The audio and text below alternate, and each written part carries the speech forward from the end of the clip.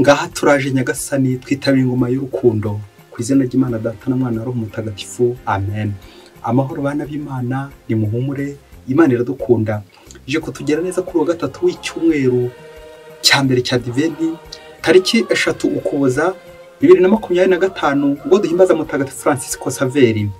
Uyu mutagatifu waharaniye cyane gusabana n'Imana, ubwo tumwumva Imana ubwo yashatse kumutoraho intumwa yayo, maze kubw'igitangaza guhura Mutagatifu Ignace wa Loyola wari hafi gutangira umuryango wa Yezuwiti. Nuko Ignace wa Loyola abwira Mutagatifu Francisco amagambo ya Yezu agira ati: niko Francisco we, umuntu yigarurira isi yose ariko akabura roho ye, byabimariye iki? Ngo buhoro buhoro Mutagatifu Francisco agenda azirikana kuri amagambo kandi amutera kwibaza ibintu byinshi. Nuko guhera ubwo ngo atwarwa n'iyo nema, ibyo yiyumva kamo y'ubyumviro, maze akurikira Ignace. Icyo gihe batangira gushinga umuryango wa Yezuwiti. Ngo icyo gihe nibwo yatangiye kwitangira abantu bose, cyane cyane abataramenya Kristo. Mutagatifu Francisco Saveri, udusabire natwe kugendera neza mu nzira z'Imana kandi tuyobore abandi kuri Kristo buri munsi.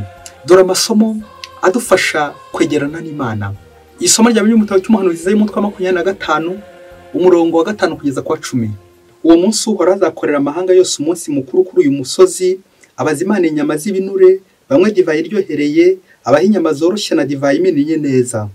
Azatanyagurira kuri uyu musozi umwenda wari ubambitse hejuru y'imiryango yose, n'igishura cyari cyorosha amahanga yose. Azatsemba burundu icyitwa urupfu, Uhoraho Imana ahanagure amarira ku maso yose, avaneho ikimwaro cy'umuryango we mu gihugu cyose. Ibyo n'Uhoraho ubwe wabivuze. Uwo munsi bazavuga bati: Uhoraho niwe Mana yacu, twaramwiringiye aratubohora, amizero yacu ari muri Uhoraho. Nitwishime tunezerwe kuko aducungura. Uhoraho agiye kuramburira ukuboko kwe kuri uyu musozi. Iryo ni ijambo ry'Imana. Zaburi ya 23. Nyagasani, nzibere iruhande rwawe iminsi yose mu mahoro. Nyagasani, nzibere iruhande rwawe iminsi yose. Uhoraho umushumba wanjye ntacyo nzabura, andagira mu rwuri rutoshye. Anshora ku mariba y'amazi apfutse, maze akankomeza umutima. Anyobora inzira y'ubutungane, abigiriye kubahiriza izina rye. Naho nanyura mu manga yijimye, ntacyangura umutima kuko uri kumwe nanjye. Inkoni yawe ushumba intera ubugabo. Imbere yanjye uhategura ameza, abanzi banjye bareba. Ukansiga amavuta mu mutwe, inkongoro yanjye ukayisendereza. Kuko neza n'urukundo byawe biramperekeza mu gihe cyose nzaba nkiriho. Nanjye rero nzaza niturire mu ngoro y'Uhoraho, abariho nibera iminsi yose. Nyagasani, nzibera iruhande rwawe iminsi yose. Nyagasani Yezu nabane namwe. Amagambo y'Ivanjili ntagatifu yanditswe na Matayo, umutwe wa 15 umurongo wa 29 kugeza ku 37. Muri icyo gihe Yezu afata ku nkombe y'inyanja ya Galileya, azamuka umusozi nuko aricara. Abantu benshi baramusanga, bazanye abacumbagira, ibimuga, impumyi, ibiragi n'abandi benshi babashyira imbere ye arabakiza. Nuko rubanda baratangara babonye ibiragi bivuga, ibimuga bikize, abacumbagira bagenda, impumyi zibona, maze basingiza Imana ya Isiraheli. Yezu ahamagara abigishwa be arababwira ati: iyi mbaga nyifitiye impuhwe kuko hashize iminsi 6, kuko hashize iminsi 3 bankurikiye kandi bakaba badafite ibyo barya. Kubohereza bashonje simbishaka, hato batagwa mu nzira. Abigishwa baramubwira bati: turakura he muri ubu butayu imigati ihagije abantu bangana batya? Yezu arabaza ati: mufite imigati ngahe? Baramusubiza bati: 7 n'udufi dukeya. Nuko ategeka rubanda kwicara hasi. Hanyuma afata ya migati 7 na ya mafi, ashimira Imana, arayimanyura, maze ayiha abigishwa be, bayiha rubanda. Bose bararya barahaga. Nyuma bakoranya ibisate bisigaye, byuzura inkangarandwi. Iyo ni Ivanjili ntagatifu. Yesu agira impuhwe nyinshi, ntiyanga bamusanga, akunda abamwegera, bakamusaba ibyo bakeneye. Tumuhabwe twese mu Karistiya. Bayoboke b'Imana, nimugira amahoro. Aha tugeze ni kuri buri munsi. Uyu munsi ufungure buri munsi, ufungure abandi buri munsi, ineza y'Imana buri munsi, ijambo ry'Imana buri munsi. Aya masomo twateguriwe najya kudufasha gutondagura bya bihekane byoroha mu buzima, igihekane cyandya n'icyanywa, bya bihekane dutondagura twishimye, bya bihekane dutondagura tugasabana tukanezerwa. Ubwo tuza kumva Imana idufasha kubitondagura. Imana ntabwo irya, ariko nubwo itarya ikora ibishoboka byose kugira ngo turye. Ngikirere kiza Nyagasani. Turaza kuzirikana mu ijambo rimwe impuhwe z'Imana, impuhwe za Nyagasani. Izi mpuhwe ni izitugaburira tutari tunabikwiye, izi mpuhwe ni izidukorera iminsi mikuru tutari tubikwiye. Iryo jambo riza kugenda rigarukamo ryitwa ibirori, gukorerwa na Nyagasani ibirori. Ese ni kangahe ngiye mu bukwe ngareka Nyagasani akabunkorera?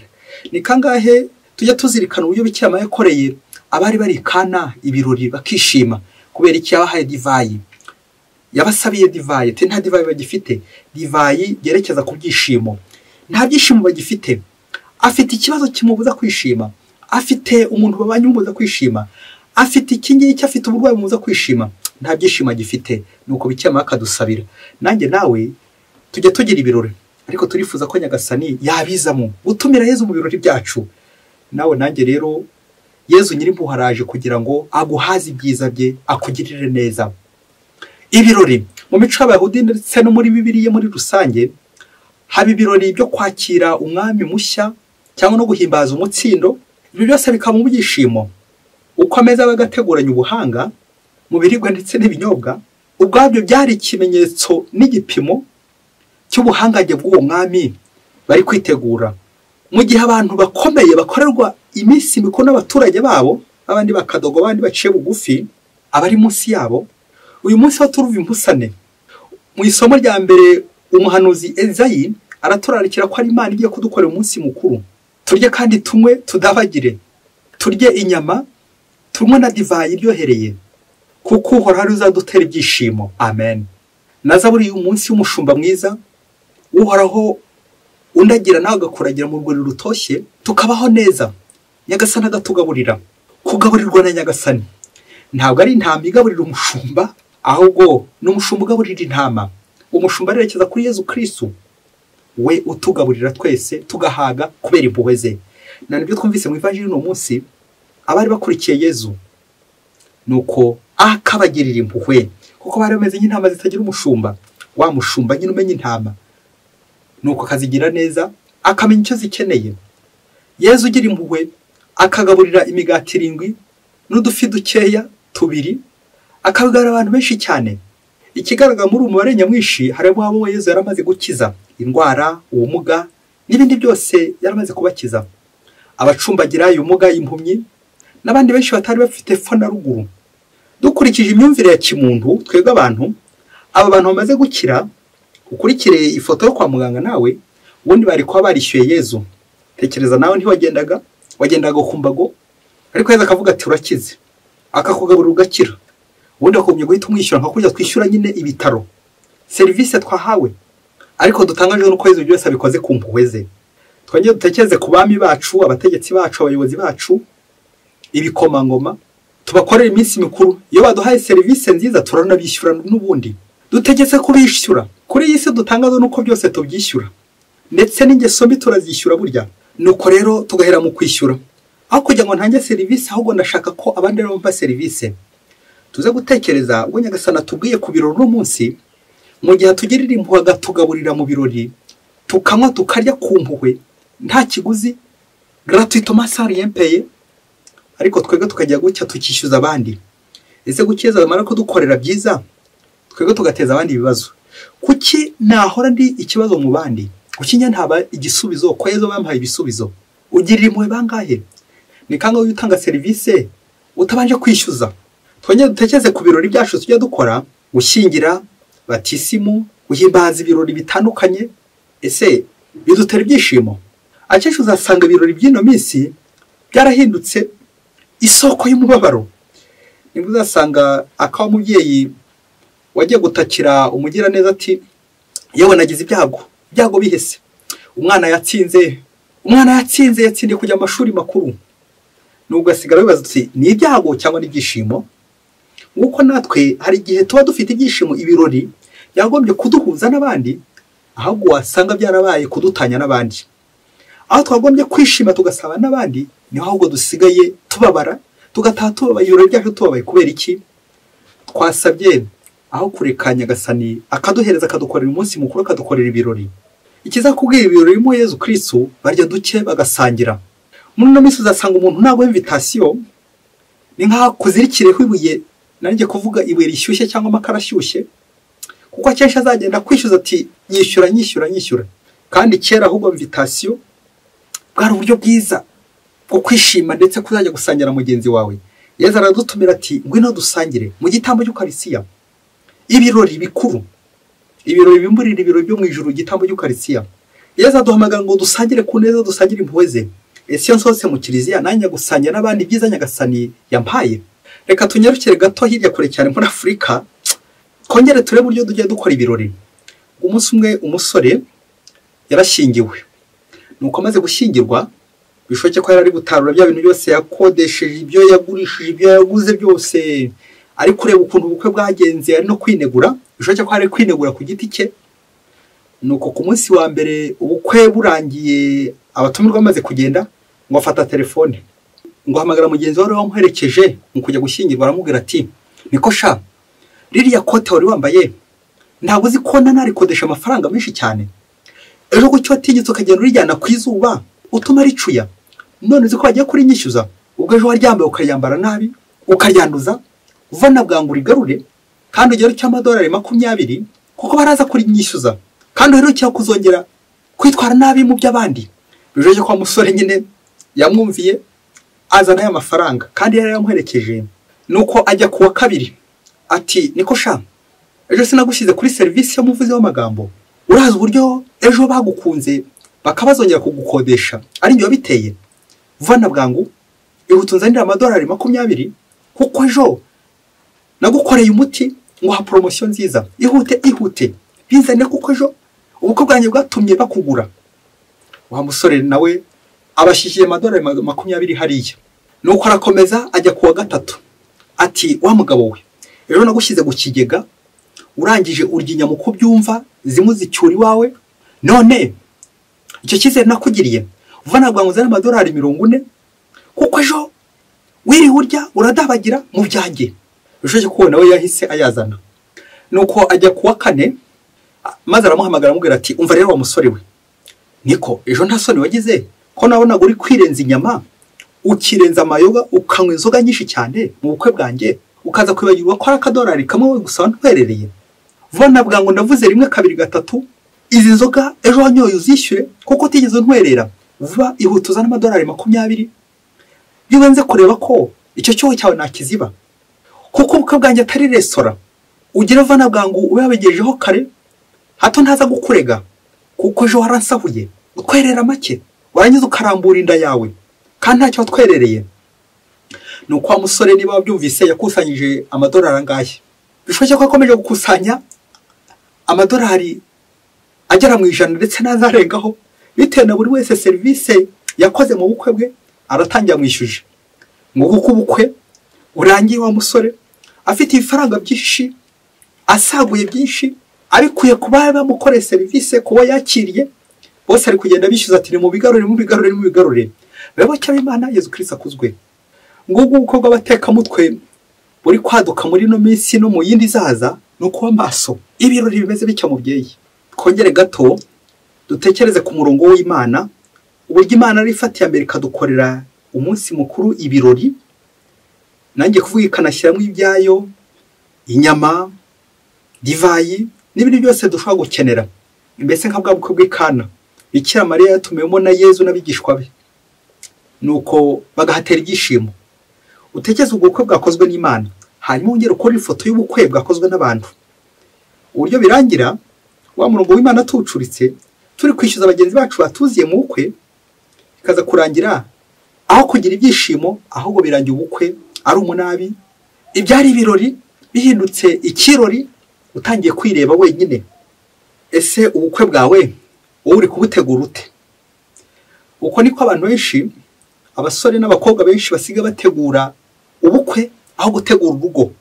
Ugategura ubukwe ukuzaba umeze bihambaye cyane, ariko kibagirwa gutegura urugo, nibwo bizarangira icyari reception gihindutse deception, ko buzarangira gatanye ihita itangira. Kubera iki? Mwateguye byose mutegura ubukwe, ariko mwegira ikingenzi mwibagirwa gutegura urugo, kandi aricyo kingenzi. Mwibagiwe ikingenzi rero muherera muri twa detaye, amacupa y'inzoga, ibiryo, inyama, byose murabara, mwibagirwa ko ari Imana igomba kubakorera ubukwe, kuko ari izabashingira urugo.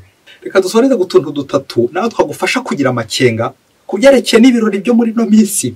Aho mu Kinyarwanda iyo ugiye gutanga invitation ukavuga uti kuza kwanyu ni inkungi ikomeye, ugasigara wibaza ugasoma ngo ese iriya ni verbe être, ni inshinga yo kuba, cyangwa ni icyungo ni inkungi ikomeye.